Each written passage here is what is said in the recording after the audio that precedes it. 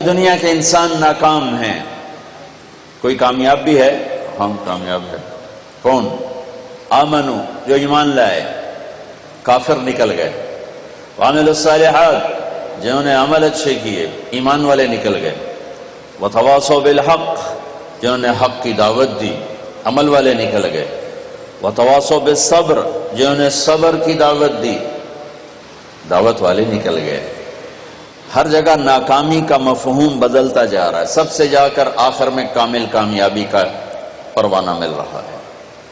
تھوڑا اس سے پہلے اللہ تعالیٰ نے وہاں بھی انتہائی جلال میں اللہ نے 11 قسمیں اٹھا کر 11 قسم تو ایک ہی کافی ہوتی، چاہے جھوٹا آدمی بھی قسم کھائے۔ ہمارے پنجاب میں پنچایتوں میں دیہاتوں میں تو پنچایتی فیصلے ہوتے ہیں، عدالتوں میں غریب لوگ کہاں جاتے ہیں تو وہاں قسم چلتی ہے۔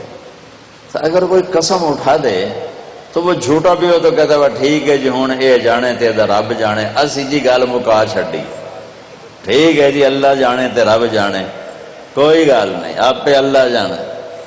وہ قسم اتنی طاقتور چیز ہے کہ جھوٹی قسم اٹھانے والے کو بھی کہتے ہیں اچھا جو ٹھیک ہے جا معاف کیتا۔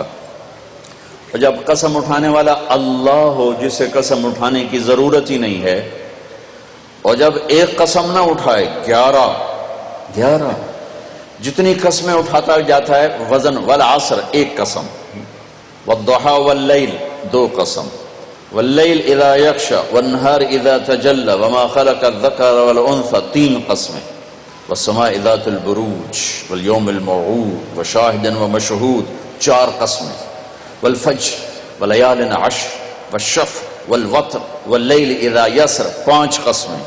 جیسے جیسے قسم بڑھتی ہے وزن بڑھتا ہے، وزن بڑھتا ہے۔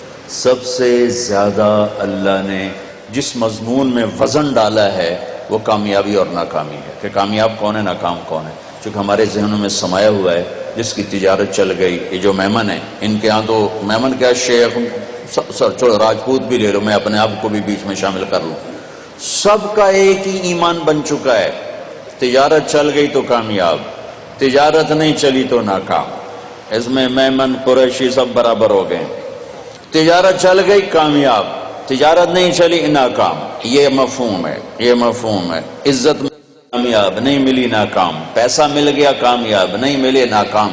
اللہ نے اس بت کو پاش پاش کیا ہے 11 ہتھوڑے مار کے، 11 قسمیں اٹھا کے، 11 اللہ کی قسم پورے قرآن میں 11 قسمیں نہیں ہیں سوائے اس ایک جگہ کے کہ کامیاب کون ہے ناکام کون ہے۔ والشمس وضحاها، مجھے سورج کی قسم، مجھے اس کی روشنی کی قسم، والشمس وضحاها والقمر اذا تلاها، مجھے چاند کی قسم جو پیچھے آتا ہے، والنہار اذا جلاها، مجھے دن کی قسم جو روشن کرتا ہے، واللیل اذا یغشاها، مجھے رات کی قسم جب وہ چھا جاتی۔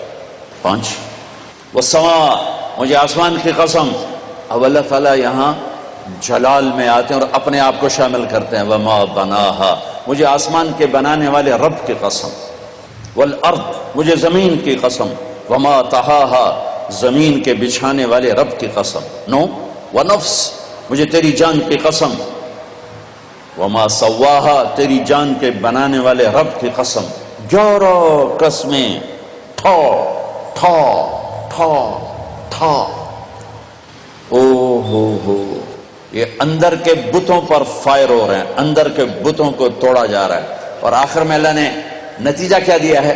جواب قسم، قد افلح من زکاہا وقد خاب من دساہا، جس نے اپنے من کو پاک کیا وہ کامیاب ہے، چاہے تجارت چلے یا نہ چلے، اور جس نے اس کو گندا کر دیا وہ ناکام ہے، چاہے تجارت چلے یا نہ چلے۔ اسی کو آگے جا کے کھولا ہے کہ پاک کیسے ہوتا ہے اور ناپاک کیسے ہوتا ہے۔ جب وہ ایمان لاتا ہے تو 1/4 پاکیزگی اور 3/4 ناپاکی۔ اگر وہ ایمان میں ہی نہیں ہے تو پورا گندا، پورا ناپاک، پورا ناکام۔ ایمان آیا، ایمان 1/4 پاکیزگی، 3/4 گندگی۔ عمل آیا 1/2 پاکیزگی، 1/2 ناپاکی۔ دعوت آئی ایک دوسرے کو حق کی دعوت، 3/4 پاکیزگی، 1/4 تھوڑی میل کچیل۔ صبر آیا تو سارا پاک ہو گیا، سارا صاف ستھرا ہو گیا۔ سورۃ والشمس میں اللہ نے اشارہ کیا، اسے پاک کرو کامیاب، اسے گندا کرو گے ناکام۔ گندا کیسے ہوگا؟ ایمان کوئی نہیں گندا، عمل کوئی نہیں گندا، تبلیغ کا کام نہیں گندا، صبر کوئی نہیں گندا ہو گیا۔ یہ پاکیزہ کیسے ہوگا؟ عمل، ایمان بناؤ، عمل بناؤ، دعوت بناؤ، تبلیغ بناؤ اور صبر بناؤ۔ یہ 4 کام مرد عورتوں پر کرنے ضروری ہیں، اس کے بغیر نہ کوئی مرد کامیاب ہے نہ کوئی عورت کامیاب۔ والعصر، یہ عجب قسم اللہ نے اٹھائی، والعصر، مجھے زمانے کی قسم۔ زمانہ چونکہ ایک رفتار سے، زمانہ نہیں بدلتا، انسان بدلتے ہیں، لہذا والعصر، زمانے کی قسم کے لحاظ سے مطلب یہ ہے کہ میرے بندو، یہ قانون ابدی ہے، دائمی ہے، ازلی ہے۔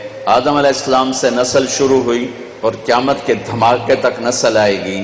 یہی 4 اصول ہیں کامیابی کے، اور یہی 4 اصول ہیں دنیا اور آخرت کی عزتوں کے، اور انہی کو چھوڑ دینا ہی ناکامی ہے، چاہے زمانہ ماضی ہو، حال ہو اور مستقبل ہو۔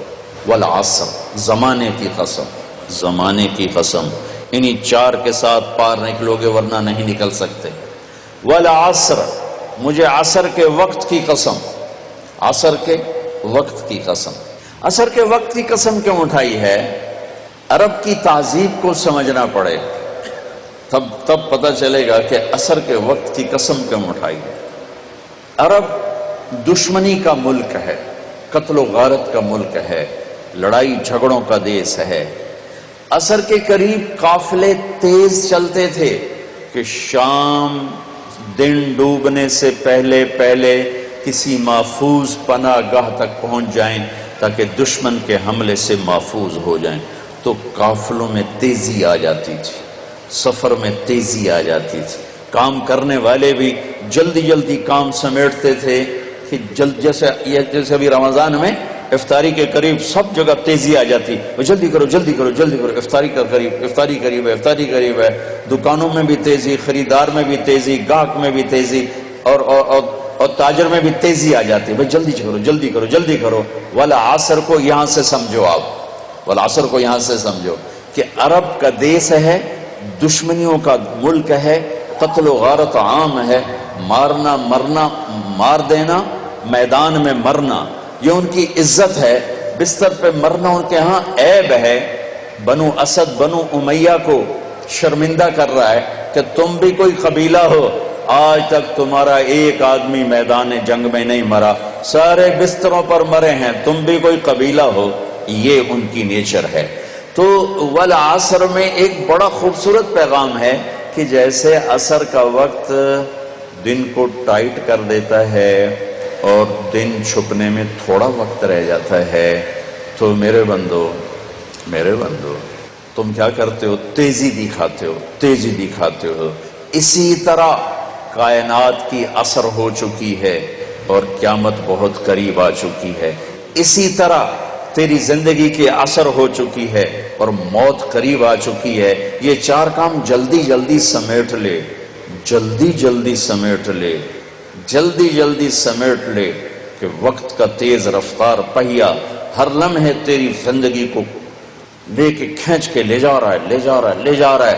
دن رات کے کلہاڑے تیری زندگی کے درخت کو کاٹ رہے ہیں۔ دن رات کی آریاں تیرے تنے کو چیرتی جا رہی ہیں، تو ایک دن کھوکھلے کے تنے کی طرح گر کے مٹی میں مٹی ہو جائے گا۔ تیری اولاد کو بھی یاد نہیں رہے گا کوئی ہمارا باپ تھا، کوئی ہماری مام تھی۔ جیسے آج ہمیں یاد کوئی نہیں، ایسے ہمیں کوئی یاد نہیں کرے گا۔ یہی اس دنیا کی ریت ہے۔ تو والعصر میں اتنا خوبصورت پیغام ہے کہ ٹائم تھوڑا رہ گیا ہے، جلدی کر لو۔ ٹائم تھوڑا ہے، جلدی کر لو۔ اور اس امت کی عمر ہی ویسے ہی تھوڑی ہے، 60-70 سال۔ جلدی کر لو۔ اس میں سے کتنی گزر گئی، اب کتنی باقی ہے، جلدی کر لو۔ ایک مطلب والعصر کا، اور یہ لغت کا ہے، یعنی لغت میں سے، تفسیر سے نہیں بتا، پہلے 2 تفسیر سے بتا رہا ہوں۔ یہ ہے لفظ سے، لفظ کی دلالت سے۔ عصر کہتے ہیں نچوڑنے کو، نچوڑنا، عصر نچوڑنا۔ ثم یاتی من بعد ذلك عام فیہ یغاث الناس وفیہ یعصرون، سورہ یوسف۔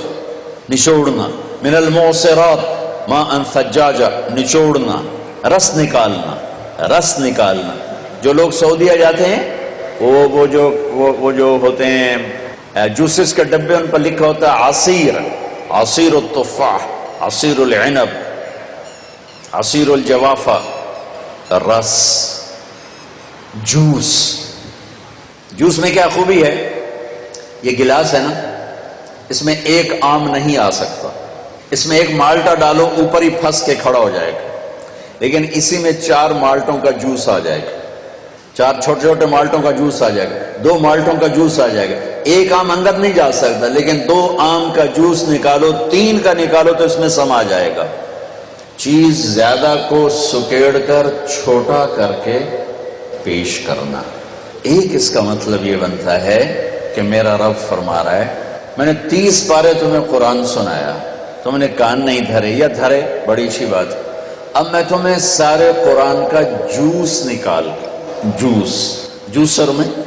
جوسر میں ڈال کے، اور تمہیں سارے قرآن کا جوس نکال کر 4 چیزوں میں ڈال کے بتا دیتا ہوں، یہ 4 کام کر لو، سارا قرآن تمہارے اندر آ جائے گا۔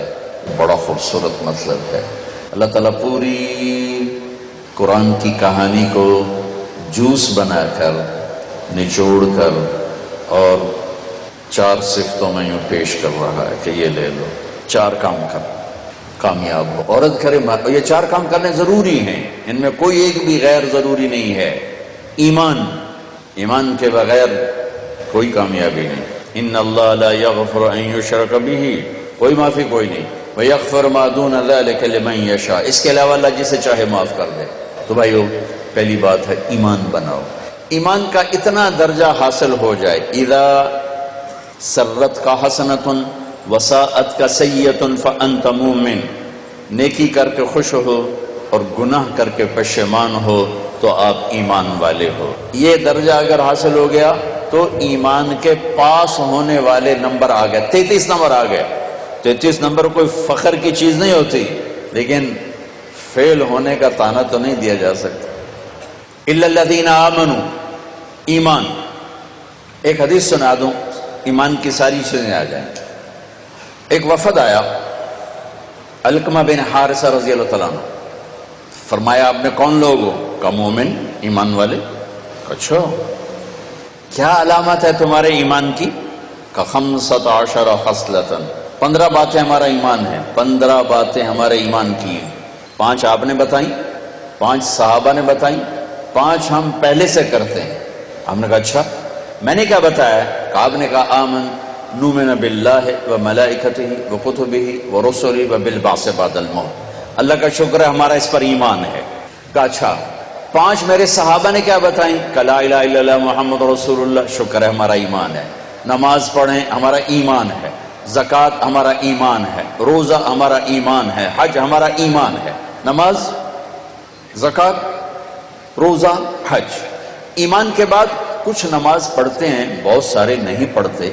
ایمان کے بعد تھوڑے لوگ زکوٰۃ دیتے ہیں، بے شمار لوگ زکوٰۃ نہیں دیتے۔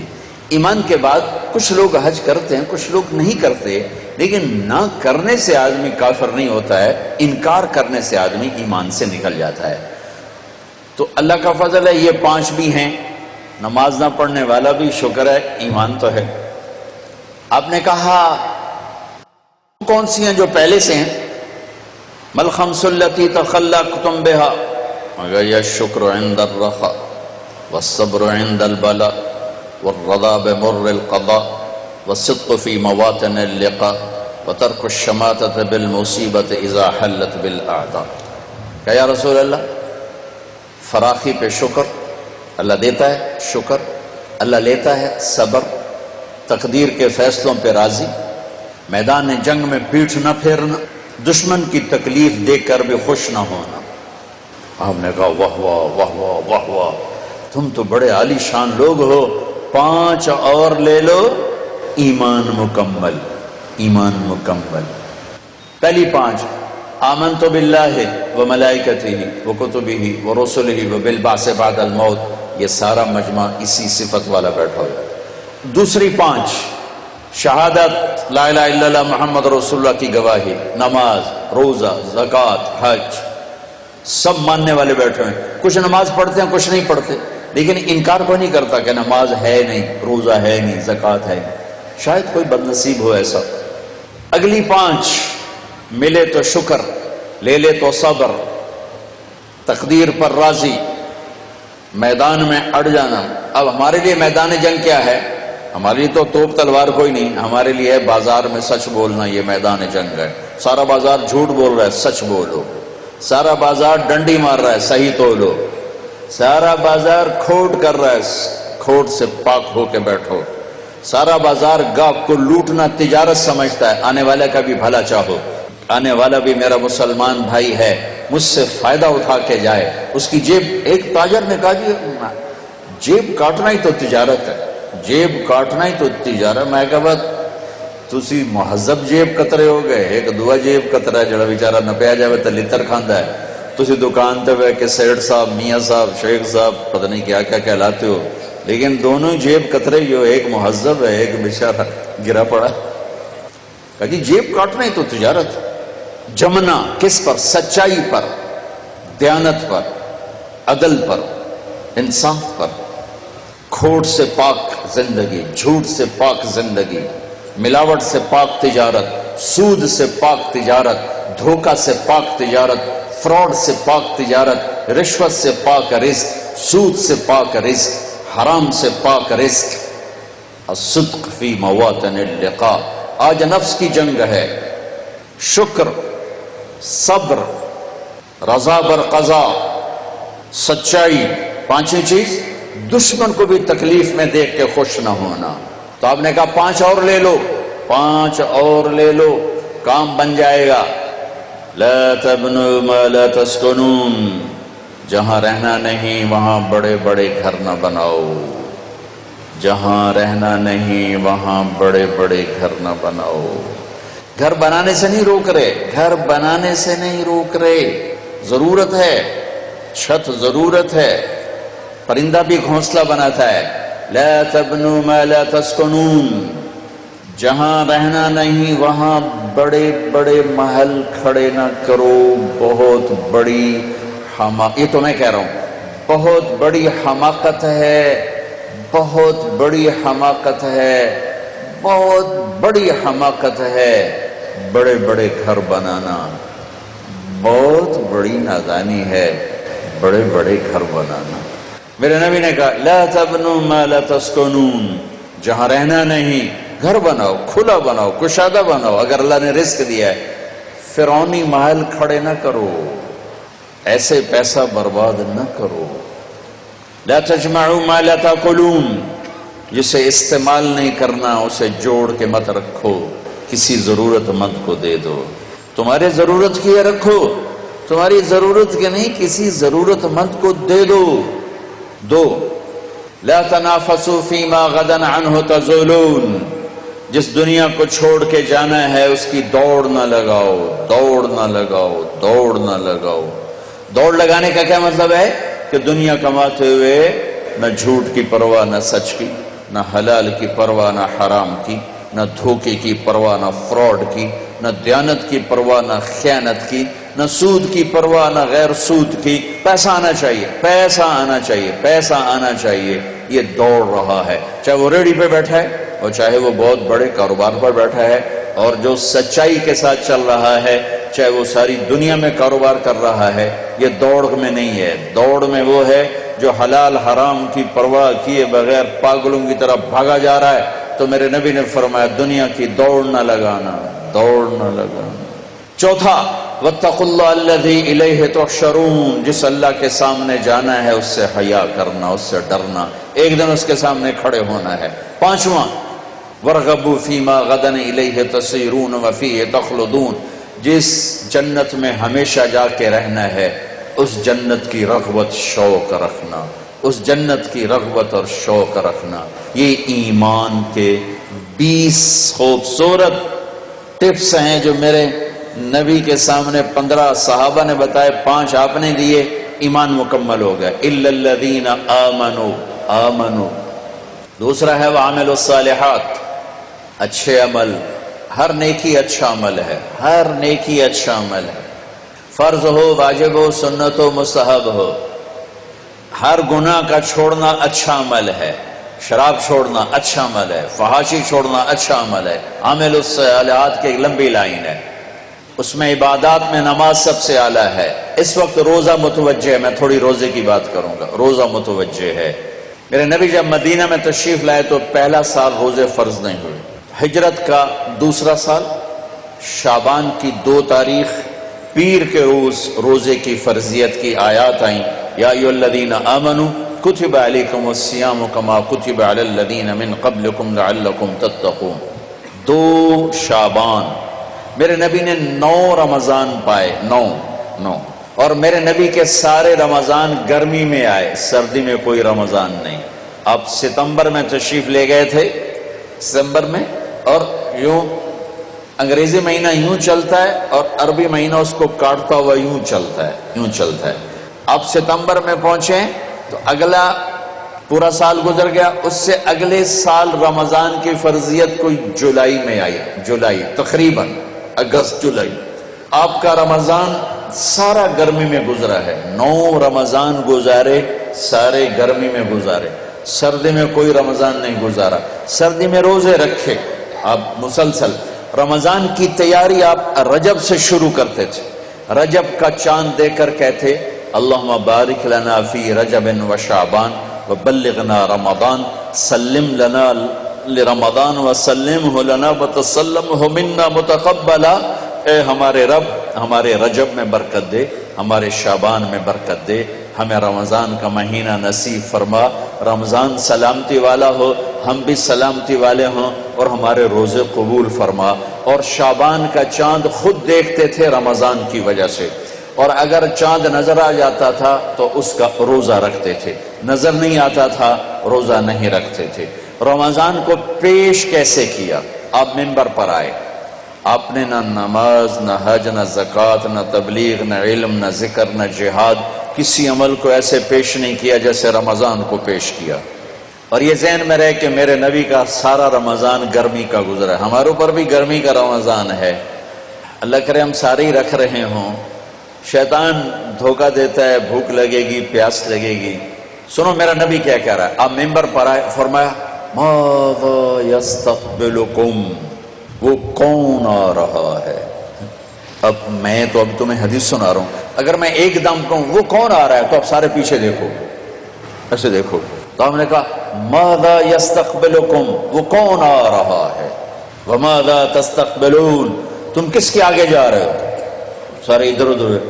پھر ہم نے کہا ماذا یستقبلکم، وہ کون آ رہا ہے، تم کس کے آگے جا رہے ہو؟ پھر ہم نے کہا ماذا یستقبلکم، وہ کون آ رہا ہے؟ وہ کوئی بھی نہیں ہے۔ تو حضرت عمر کھڑے ہو گئے، یا رسول اللہ اوحی نزل، کوئی وحی آ گئی؟ ہم نے کہا نہیں۔ عدو حضر، یا رسول اللہ کوئی دشمن آ گیا؟ ہم نے کہا نہیں۔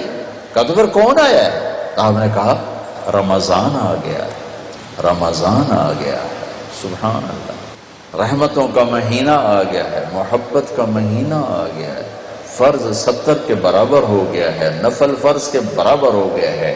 رمضان میں اللہ کا عرش پہلے آسمان پر آتا ہے اور جنت کے دروازے کھل جاتے ہیں، جہنم کے دروازے بند ہو جاتے ہیں۔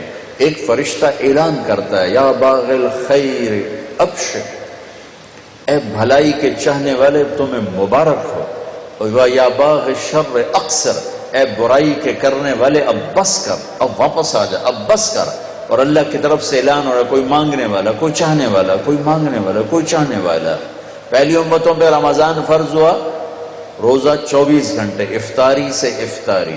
ہمارے اوپر فرض ہوا افطاری سے افطاری، لیکن دوسرا دن تھا یا تیسرا دن تھا، ایک صحابی قیس بن سرمہ شام کو آئے گھر، مزدور آدمی، بیوی سے پوچھا کچھ کھانے کو ہے؟ بیوی نے کہا کچھ نہیں۔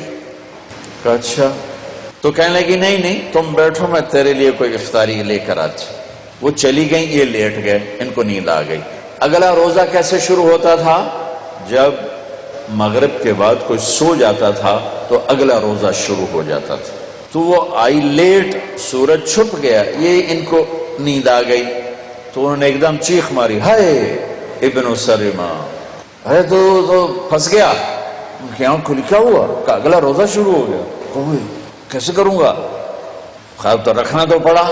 دوپہر کو بے ہوش ہو گئے، ایک روایت. دوسری روایت، ظہر کی نماز مسجد میں پڑھنے گئے، گر کے بے ہوش ہو گئے. آپ نے پوچھا کیا ہوا؟ کہا جی ایسے روزہ رکھنا پڑ گیا. تو آپ بڑے رنجیدہ ہوئے تو ایک دم اللہ نے قرآن اتار دیا، میرے نبی چلے آپ کی امت کے لیے گنجائش، آپ سحری تک کھائیں پیئیں، آپ کے لیے سب حلال ہے، بیوی بھی حلال ہے، کھانا بھی حلال ہے، پینا بھی حلال ہے، سب حلال. جب سو صادق آئے تو آپ کھانا پینا بند کر دیں اور اس کے بعد اپنے روزے کو آپ پورا فرمائیں. تو ہمارے ساتھ اللہ تعالیٰ نے یہ معاملہ فرمایا. آپ کی توفیل اللہ تعالیٰ نے روزے میں آسانی فرمائی، سحری افطاری میں تقسیم کر دیا. لیکن اس کے بدلے میں ہمیں ایک نماز دی، تراویح کی نماز، جس میں اب قرآن پڑھا گیا ہے. پہلی امتوں کے پاس تراویح کی نماز نہیں تھی، اس لیے کہ ان کے کتاب کی تلاوت نہیں تھی. ہماری کتاب کی تلاوت ہوتی ہے، ان کی کتاب کی تلاوت نہیں تھی. کیوں؟ کہ وہ اپنی کتاب کے حافظ نہیں ہوتے تھے، وہ نماز میں صرف تسبیح پڑھتے تھے. ہم نماز میں قرآن پڑھتے ہیں، سارا قرآن پڑھتے ہیں. پورا قرآن ابھی ختم ہوا ہے اور ماشاءاللہ 3 دن میں لوگ ختم کر رہے ہیں، 1 ہفتے میں ختم کر رہے ہیں، 5 دن میں ختم کر رہے ہیں، پورے مہینے میں ختم کر رہے ہیں. کہ اس امت کو اللہ نے قرآن کے حفظ کی طاقت دے دی.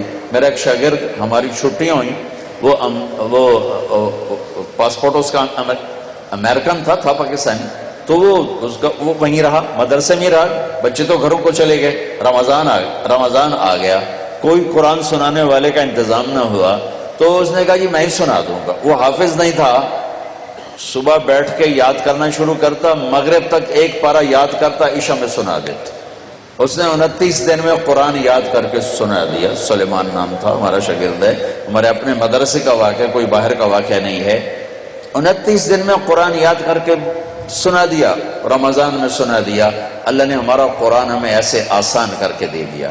ہمیں تراویح کی نماز دی، چونکہ تراویح کی نماز 20 رکعت ہے اور کھایا پیا ہوتا ہے. ویسے اگر تراویح اس پر افطاری پہ اگر تو کھایا ہو نا، معافی چاہتا ہوں، انسان بن کے، پھر تو 40 تراویح بھی پڑھی جا سکتی.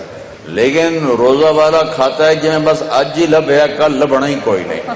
سموسے بھی اندر، پکوڑے بھی اندر، کلفہ بھی اندر، 7 اپ بھی اندر، روح افزا بھی اندر، پتہ نہیں کی کچھ بلائیں اندر پا کے بیٹھے ہوئے. ہوں اٹھیے کہ میں ہوں تک اٹھی آئی نہیں جانتا. ہوں اس تراویاں کی پڑھنی، اس طرح نماز بھی کوئی نہیں پڑھنی، 5 منٹ اندر لے کے بیٹھو ہے. اور اگر میرے نبی کی طرح افطاری کرو، ہمارے نبی کیسے کرتے تھے؟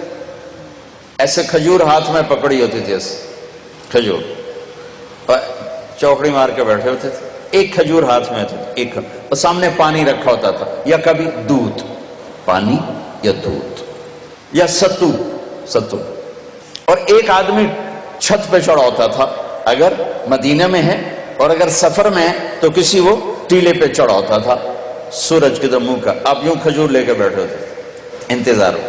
جو اس سورج کا کنارہ غائب ہوتا، وہ کہتا یا رسول اللہ، سورج گیا تو اب فوراً کھجور منہ میں ڈالتے اور اوپر سے گھونٹ گھونٹ کر کے پانی پیتے تھے.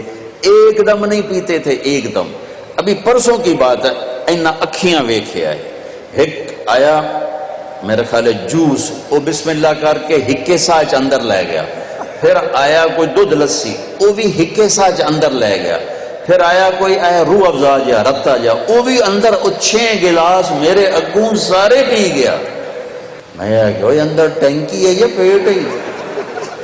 میرے نبی گھونٹ گھونٹ کر کے پیتے تھے کہ سارے دن کا معدہ گرم ہو کر ایک دم ٹھنڈا پانی ڈالو گے، اندھا دھند ڈالو گے، بیمار ہو جاؤ گے.